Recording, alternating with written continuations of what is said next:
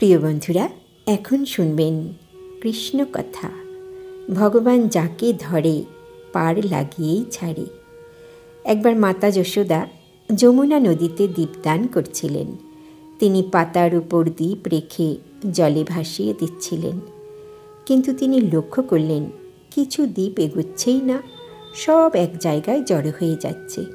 তিনি মুখ ঘুরিয়ে দেখলেন কানহা একটি লাঠি দিয়ে সব দ্বীপগুলিকে পাড়ের দিকে টেনে এনে জল থেকে বের করছে।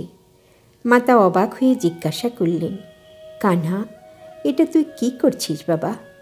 কানহার উত্তর, মা, এরা সব ডুবছিল, তাই আমি এদের বাঁচাচ্ছি। তার কথা শুনে মাতা যশোদা জোরে জোরে হাসতে লাগলেন এবং বললেন, কানহা, তুই কাকে কাকে বাঁচাবি বাবা? সবই তো ডুবছে।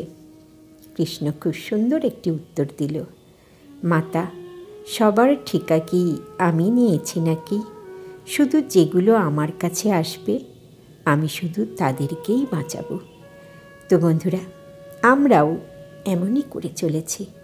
জড়জগৎকে ভবসাগর জেনেও বৃথা মায়া মোহের খড়কুটোকে আশ্রয় করে জড়িয়ে ধরে ভেসে থাকতে চাইছি।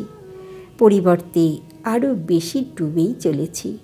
তীরে আসার চেষ্টা যদি একবার করে দেখি, ভগবানও তাকে সহযোগিতা করবেন এবং স্বয়ং ভগবান সেটাই বলেছেন।